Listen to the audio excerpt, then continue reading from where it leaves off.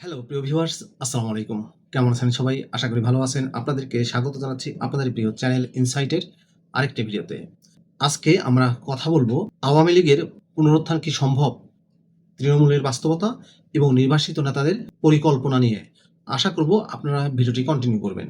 ২০২৬ সালের নির্বাচন। এই সকালটি বাংলাদেশের জন্য গত ১৭ বছরের মধ্যে সবচেয়ে আলাদা। ১২ই ফেব্রুয়ারি অনুষ্ঠিত হয়েছে বহুল প্রতীক্ষিত সাধারণ নির্বাচন, যেখানে ব্যালট পেপারের মাধ্যমে দেশের মানুষ তাদের রায় দিয়েছে। রাজপথে এমন বিজয় উল্লাস, মোড়ে মোড়ে নতুন সরকারের ব্যানার আর উৎসবের আমেজ। কিন্তু এই রঙিন ছবির ঠিক উল্টো দিকে তাকালে দেখা যায় এক ধূসর এবং নিঃশব্দ বাস্তবতা। বাংলাদেশের রাজনীতির যে মহীরুহ গত ১.৫ দশক ধরে পুরো রাষ্ট্রযন্ত্রকে শাসন করেছে, সেই আওয়ামী লীগ আজ নির্বাচনের মানচিত্র থেকে পুরোপুরি গায়েব। ধানমন্ডির ৩২ নম্বর থেকে শুরু করে বঙ্গবন্ধু অ্যাভিনিউয়ের কেন্দ্রীয় কার্যালয় সবই আজ পরিত্যক্ত। সেখানে কোনো স্লোগান নেই, নেই কোনো নেতাকর্মীর পদচারণা। এই প্রথম একটি জাতীয় নির্বাচনে কোনো বড় রাজনৈতিক দল কেবল পরাজিত নয়, বরং আইনগতভাবে অংশগ্রহণ থেকেই বিচ্ছিন্ন ছিল। বিজয়ের এই শোরগোলের মধ্যেও সাধারণ মানুষের মনে একটি প্রশ্ন বারবার ঘুরপাক খাচ্ছে, তা হলো এই বিশাল রাজনৈতিক শক্তিটি কি চিরতরে মুছে গেল, নাকি এটি কেবল এক দীর্ঘ ঝড়ের আগের স্তব্ধতা? ক্ষমতার কক্ষপথ থেকে বিচ্যুতি, রাজনৈতিক ভ্যাকুয়াম, নাকি ভবিষ্যতের কোন ঝড়ের পূর্বাভাস? বাংলাদেশের রাজনীতির ইতিহাসে কোনো দল নিষিদ্ধ হওয়া নতুন কিছু নয়, কিন্তু আওয়ামী লীগের মতো ক্যাডার ভিত্তিক এবং শক্তিশালী সাংগঠনিক ভিত্তিক একটি দলের এভাবে নিশ্চিহ্ন হওয়া এক বড় রাজনৈতিক গবেষণার বিষয়। আমাদের আজকের এই বিশেষ ইনভেস্টিগেশনে আমরা খতিয়ে দেখেছি গত ৫ আগস্টের পর থেকে শুরু হওয়া সেই পতন, যা আজ ২০২৬ সালের এই নতুন সরকারের শপথ পর্যন্ত কোন পর্যায়ে পৌঁছেছে। অনেকেই মনে করছেন আওয়ামী লীগের অনুপস্থিতিতেই তৈরি হওয়া এই পলিটিক্যাল ভ্যাকুয়াম বা শূন্যস্থান পূরণ করা নতুন সরকারের জন্য সবচেয়ে বড় চ্যালেঞ্জ হবে। কারণ একটি দল যারা প্রশাসনের প্রতিটি রন্ধ্রে রন্ধ্রে নিজেদের লোক বসিয়েছিল, তারা কি এত সহজেই সব ছেড়ে দিয়ে বিলীন হয়ে যাবে? পর্দার আড়ালে যে গোপন নেটওয়ার্ক তৈরি হয়েছে, তার মূল উদ্দেশ্যটা কি? আজ আমরা কেবল বর্তমানে দৃশ্যমান জয় পরাজয় নিয়ে কথা বলবো না, বরং ক্ষমতার অলিন্দে থাকা সেই অদৃশ্য অস্তিত্বের সন্ধান করব, যারা হয়তো নিঃশব্দে অপেক্ষা করছে একটি মোক্ষম সুযোগের। আজকের এই চুলচেরা বিশ্লেষণে আপনাকে বুঝতে সাহায্য করবে ২০২৬ সালের এই নতুন বাংলাদেশ আসলে কতটা নিরাপদ বা কতটা অনিশ্চিতের দিকে যাত্রা শুরু করছে। এই পর্যায়ে আমরা জানব ডিজিটাল আন্ডারগ্রাউন্ড এবং একটি নিষিদ্ধ দলের রোজনাম জানিয়ে। ২০২৫ সালের মে মাসে আওয়ামী লীগকে যখন নিষিদ্ধ করা হয়, তখন অনেকেই ভেবেছিলেন দলটি ইতিহাসের পাতায় বন্দী হয়ে যাবে। কিন্তু আমাদের তদন্তে উঠে এসেছে একটি ভিন্ন চিত্র। ঢাকায় বঙ্গবন্ধু অ্যাভিনিউ বা ধানমন্ডির অফিসগুলো এখন তালাবদ্ধ বা পরিত্যক্ত, কিন্তু দলটি এখন পরিচালিত হচ্ছে লন্ডন ও কলকাতা থেকে। হোয়াটসঅ্যাপ, টেলিগ্রাম এবং সিগন্যালের মতো এনক্রিপ্টেড অ্যাপে তৈরি হয়েছে হাজার হাজার গ্রুপ, আইনি গেরো এবং ট্রাইব্যুনাল। শেখ হাসিনা সহ শীর্ষ নেতাদের বিরুদ্ধে জুলাই হত্যাকাণ্ডের দায়ে মৃত্যুদণ্ড বা যাবজ্জীবন কারাদণ্ড দেওয়া হয়েছে। আইসিটি ট্রাইব্যুনালে এই আইনি পাহাড় ডিঙিয়ে দলটির রাজনীতিতে ফিরে আসা কি আদৌ সম্ভব হবে? অর্থনৈতিক প্যারালাইসিস, দলটির হাজার হাজার কোটি টাকার স্থাবর অস্থাবর সম্পত্তি এখন ক্রোক করা হয়েছে। এস আলম বা বেক্সিমকোর মতো বড় ডোনাররা এখন আর দলটির সাথে নেই। অর্থের উৎস বন্ধ হয়ে যাওয়ায় সাংগঠনিক ভিত্তি প্রচণ্ডভাবে ক্ষতিগ্রস্ত হয়ে পড়েছে। এই পর্যায়ে আমরা জানব তৃণমূলের বাস্তবতা, ভয় নাকি নীরব সমর্থন। নির্বাচনী ডামাডোলে আমরা মাঠ পর্যায়ে জরিপ করেছি। চমকপ্রদ তথ্য হলো আওয়ামী লীগের বিশাল ভোট ব্যাংক এখন ৩টি ভাগে বিভক্ত হয়ে গেছে। ১ নম্বর হচ্ছে দল বদলকারী। চ্যাথাম হাউজের একটি সাম্প্রতিক রিপোর্ট অনুযায়ী সাবেক আওয়ামী লীগ ভোটারদের প্রায় ৪৮% এখন বিএনপির দিকে ঝুঁকেছে। কেন? কারণ তারা নিরাপত্তা চায় এবং নতুন রাজনৈতিক বাস্তবতায় টিকে থাকতে চায়। ২ নম্বর হচ্ছে স্লিপার সেল এবং নীরবতা। দেশের প্রায় ৩০% এলাকাতে এখনো আওয়ামী লীগের স্লিপার সেল সক্রিয়। তারা ১২ ফেব্রুয়ারি নির্বাচনে নো ভোট নো ভোট ডাক দিয়েছিল। নির্বাসিত নেতাদের দাবি অনুযায়ী ভোটের হার মাত্র ২২%, যদিও সরকারিভাবে তা ৪৮%। আস্থার সংকট। সাধারণ ভোটাররা যারা একসময় আওয়ামী লীগকে প্রগতিশীল বলে মনে করত, তারা জুলাই হত্যাকাণ্ডের পর চরমভাবে ক্ষুব্ধ হয়ে যায়। তৃণমূলের নেতাদের উপর এই নৈতিক কলঙ্ক দলটির অস্তিত্বের জন্য সবচেয়ে বড় হুমকি। নির্বাসিত নেতাদের গোপন পরিকল্পনা, আন্তর্জাতিক লবিং এবং ভিকটিম কার্ড ব্যবহারের সুপরিকল্পিত মিশন। লন্ডনের দামি অ্যাপার্টমেন্ট থেকে শুরু করে ওয়াশিংটনের লবিস্ট ফার্ম পর্যন্ত আওয়ামী লীগের নির্বাসিত নেতারা এখন এক বিশাল কূটনৈতিক যুদ্ধ শুরু করেছেন। আমাদের ইনভেস্টিগেশনে দেখা গেছে গত ১ বছরে অন্তত ৫টি বড় আন্তর্জাতিক লবিস্ট ফার্মের সাথে দলটির শীর্ষ নেতারা গোপনে চুক্তি করেছেন, যাদের মূল কাজ হলো বর্তমান সরকারকে চরমপন্থী এবং অগণতান্ত্রিক হিসেবে বিশ্ব দরবারে তুলে ধরা। তারা ইউরোপীয় ইউনিয়ন এবং যুক্তরাষ্ট্রের কংগ্রেস সদস্যদের কাছে এমন এক বয়ান তৈরি করেছে বা করার চেষ্টা করছেন যে আওয়ামী লীগ ছাড়া বাংলাদেশে স্থিতিশীলতা সম্ভব নয়। বিশেষ করে সজীব ওয়াজেদ জয়ের নেতৃত্বে একটি শক্তিশালী ডিজিটাল টিম আন্তর্জাতিক গণমাধ্যমগুলোতে নিয়মিত নিবন্ধ এবং সাক্ষাৎকার প্রচার করছে, যেখানে জুলাইয়ের হত্যাকাণ্ডকে আইন শৃঙ্খলার সংকট হিসেবে চালানোর চেষ্টা চলছে। তাদের মূল লক্ষ্য হলো বাংলাদেশের উপর আন্তর্জাতিকভাবে অর্থনৈতিক ও কূটনৈতিক চাপ সৃষ্টি করা, যাতে বিদেশি বিনিয়োগ ও সাহায্য কমে যায় এবং দেশে একটি কৃত্রিম সংকট তৈরি হয়। এই আন্তর্জাতিক লবিংই তাদের ফেরার পথের প্রথম ধাপ হিসেবে কাজ করছে, যা সাধারণ মানুষের চোখের আড়ালে অত্যন্ত সুপরিকল্পিতভাবে এগিয়ে চলেছে। দলটির নেতারা মনে করছেন, বাইরের চাপ বাড়লে দেশের অভ্যন্তরীণ রাজনীতিতে তাদের প্রয়োজনীয়তা আবারও তৈরি হবে। কলকাতার সেফ হাউস ও ডিজিটাল আন্ডারগ্রাউন্ড নেটওয়ার্কের পরিকল্পনা। ভূরাজনৈতিকভাবে সবচেয়ে স্পর্শকাতর এবং সক্রিয় পরিকল্পনাটি পরিচালিত হচ্ছে ভারতের পশ্চিমবঙ্গ, বিশেষ করে কলকাতা থেকে। আমাদের তদন্তে প্রাপ্ত তথ্য অনুযায়ী সীমান্ত ঘেঁষা এলাকাগুলোতে এবং কলকাতার বিভিন্ন সেফ হাউসে আওয়ামী লীগের সাবেক অন্তত ৬০০ জন প্রভাবশালী নেতা ও ক্যাডার বর্তমানে অবস্থান করছেন। তারা নিয়মিত এনক্রিপ্টেড মেসেজিং অ্যাপ যেমন সিগন্যাল বা টেলিগ্রামের মাধ্যমে বাংলাদেশের প্রতিটি জেলায় তৃণমূল কর্মীদের সাথে সরাসরি যোগাযোগ রাখছেন। এই নেটওয়ার্কের মূল কাজ হলো দেশে থাকা স্লিপার সেলগুলোকে সক্রিয় রাখা এবং ছোটখাটো ইস্যুগুলোতে সাধারণ মানুষের ক্ষোভকে উস্কে দিয়ে বিশৃঙ্খলা তৈরি করা। সূত্র বলছে, কলকাতায় বসা এই নেতারা একটি গোপন ফান্ড গঠন করেছেন, যা দিয়ে দেশে সোশ্যাল মিডিয়া ইনফ্লুয়েন্সারদের অর্থায়ন করা, যাতে তারা বর্তমান সরকারের বিরুদ্ধে নেতিবাচক প্রচারণা চালায়। 12ই ফেব্রুয়ারি নির্বাচনকে কেন্দ্র করে তারা তৃণমূলকে নির্দেশনা দিয়েছিল কোনো সরাসরি গোলমাল না করে নীরব থাকতে, যাতে নির্বাচনে ভোটার উপস্থিতি নিয়ে প্রশ্ন তোলা সহজ হয়। এই আন্ডারগ্রাউন্ড নেটওয়ার্কটি দলটির জন্য একটি অদৃশ্য প্রশাসনিক কাঠামো হিসেবে কাজ করছে, যা যে কোনো সময় বড় ধরনের নাশকতামূলক বা রাজনৈতিক আন্দোলনের ডাক দেওয়ার সক্ষমতা রাখে। আওয়ামী লীগের নির্বাসিত নেতাদের তৃতীয় এবং সবচেয়ে সুদূর প্রসারী কৌশলটি হচ্ছে স্ট্র্যাটেজিক পেশেন্স বা কৌশলগত ধৈর্য ধারণ করা এবং নতুন সরকারের ব্যর্থতার উপর বাজি ধরা। তারা খুব ভালো করে জানে যে বর্তমানে জনগণের মধ্যে তাদের প্রতি যে তীব্র ঘৃণা রয়েছে তা সরাসরি মাঠে নেমে মোকাবেলা করা সম্ভব নয়। তাই তাদের পরিকল্পনা হলো আগামী ২ থেকে ৩ বছর ঘাপটি মেরে বসে থাকা এবং নতুন সরকারের প্রতিটি ভুল পদক্ষেপকে অতিরঞ্জিত করে মানুষের সামনে তুলে ধরা। বিশেষ করে দ্রব্যমূল্যের ঊর্ধ্বগতি, বিদ্যুৎ সংকট বা আইন শৃঙ্খলা পরিস্থিতির অবনতি ঘটলে তারা তার প্রচার শুরু করবে শেখ হাসিনার আমলেই সাধারণ মানুষ ভালো ছিল। আমাদের কাছে আসা তথ্য অনুযায়ী তারা বর্তমানে বড় দলগুলোর ভেতরকার অভ্যন্তরীণ কোন্দল এবং জোটের শরিকদের মধ্যে আদর্শিক দূরত্বের উপর কড়া নজর রাখছে। তাদের পরিকল্পনা হলো, যখন এই রাজনৈতিক শক্তিগুলোর মধ্যে কোনো বড় ধরনের ফাটল তৈরি হবে, তখনই তারা তৃতীয় শক্তি বা নাগরিক সমাজের ছদ্মবেশে সমঝোতার প্রস্তাব দিয়ে সামনে আসবে। এই দীর্ঘমেয়াদী পরিকল্পনাটি এমনভাবে সাজানো হয়েছে যাতে ২০২৭ সাল বা ২০২৮ সাল নাগাদ তারা একটি নতুন ও পরিবর্তিত আওয়ামী লীগ হিসেবে নিজেদের পুনঃপ্রতিষ্ঠা করার সুযোগ পায়। এবারে আমরা কথা বলবো ভূ রাজনীতি নিয়ে। ভারতের হাত কি এখনো আছে?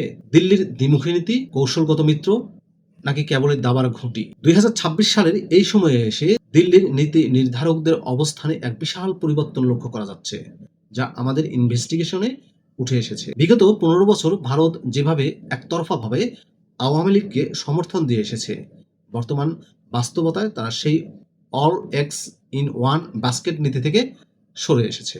আমাদের কাছে গোপন তথ্য বলছে ভারতের সাউথ ব্লক এখন বাংলাদেশের নতুন রাজনৈতিক শক্তি এবং বিশেষ করে বিএনপির সাথে নিয়মিত যোগাযোগ রক্ষা করছে। ভারত এখন আর চায় না বাংলাদেশের জনগণের কাছে তারা কেবল একটি নির্দিষ্ট দলের সমর্থক হিসেবে পরিচিত হতে।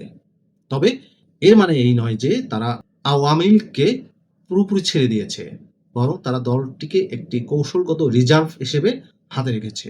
যদি বাংলাদেশের নতুন সরকার ভারতের নিরাপত্তা এবং ট্রানজিট স্বার্থ রক্ষায় ব্যর্থ হয়, তবেই ভারত আবারও আওয়ামী লীগ কার্ডটি জোরালোভাবে খেলবে।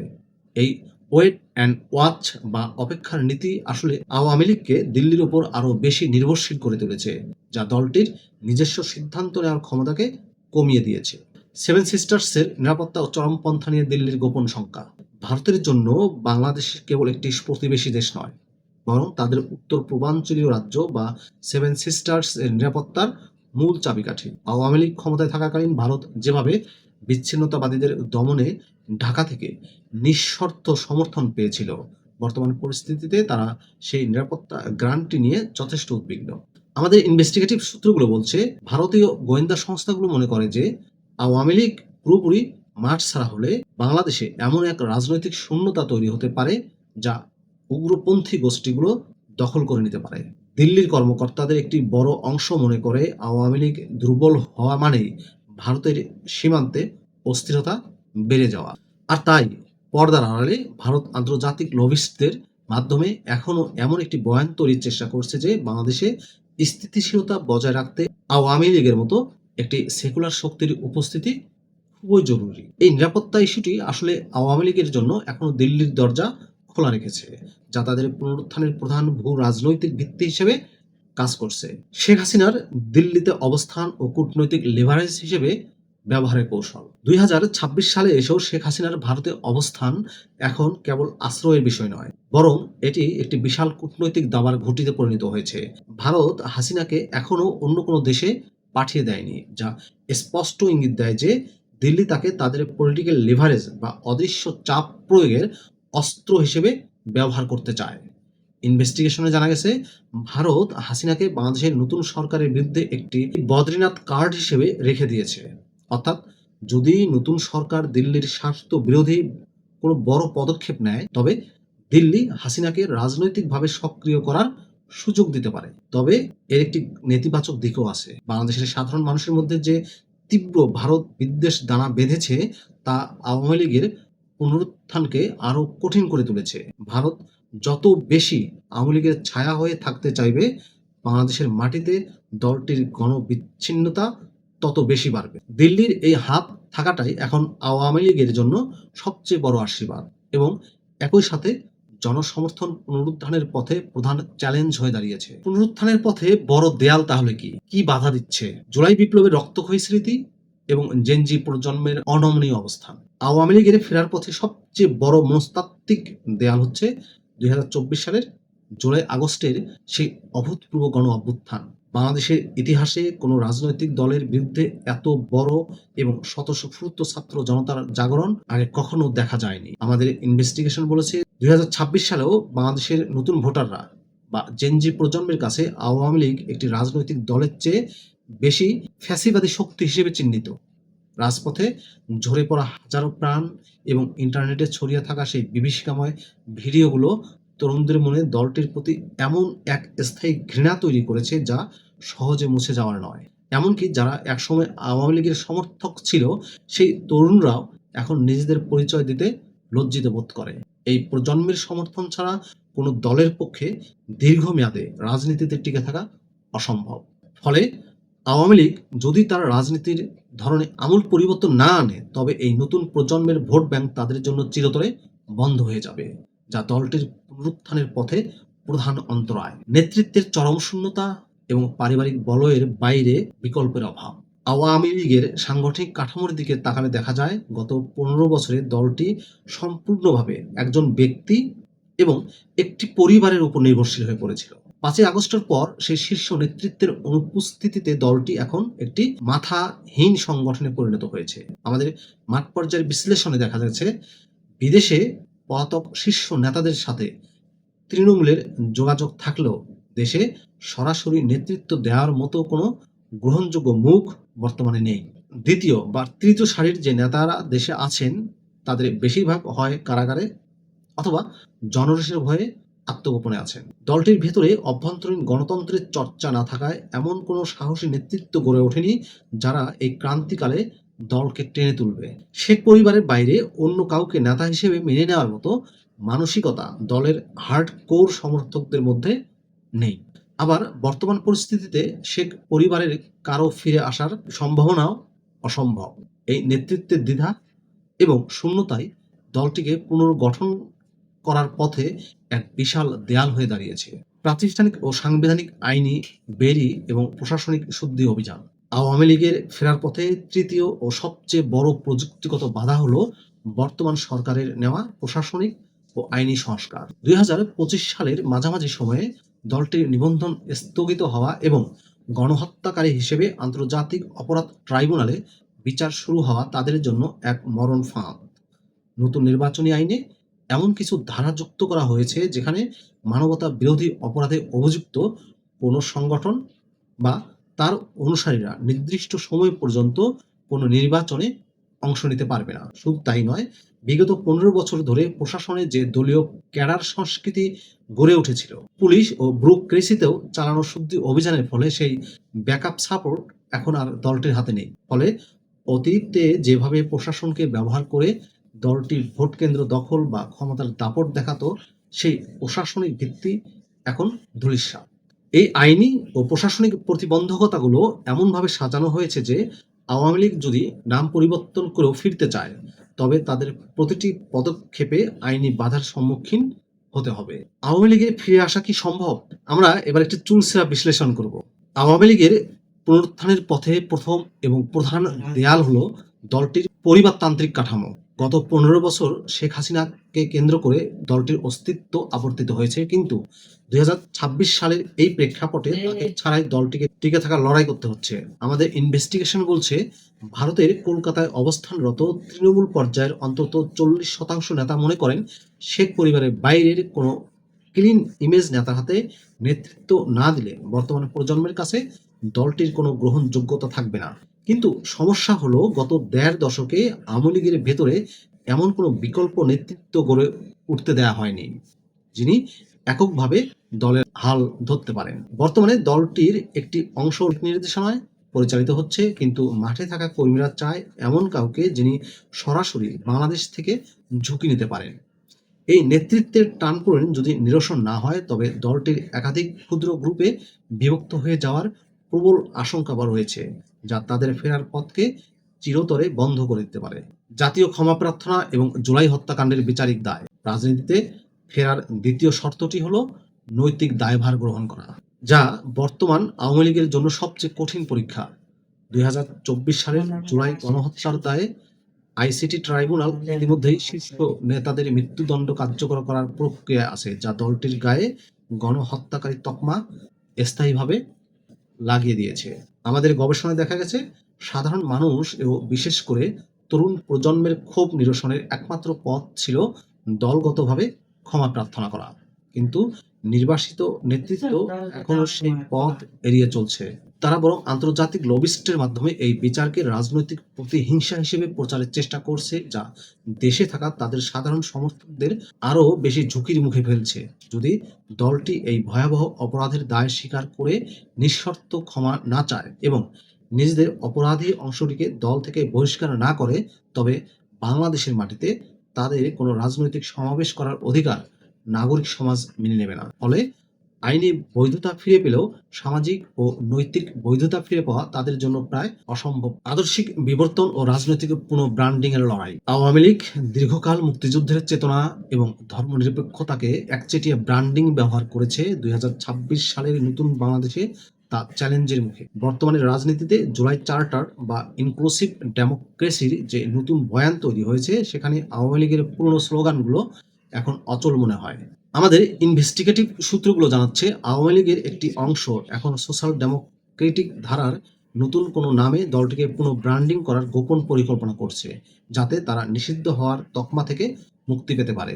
তবে এই পুনঃব্র্যান্ডিং করতে গেলে তাদের দলের ভেতরকার উগ্র ক্যাডার ভিত্তিক রাজনীতি বা পেশিশক্তির রাজনীতির পুরোপুরি ত্যাগ করতে হবে, যা বর্তমান বাস্তবতায় তাদের জন্য এক বিশাল চ্যালেঞ্জ। কারণ মাঠ পর্যায়ে তাদের যতটুকু সমর্থন অবশিষ্ট আছে তারা মূলত সুবিধাভোগী গ্রুপ। আদর্শিক সংস্কার হলে এই গ্রুপটি দল ছেড়ে চলে যেতে পারে।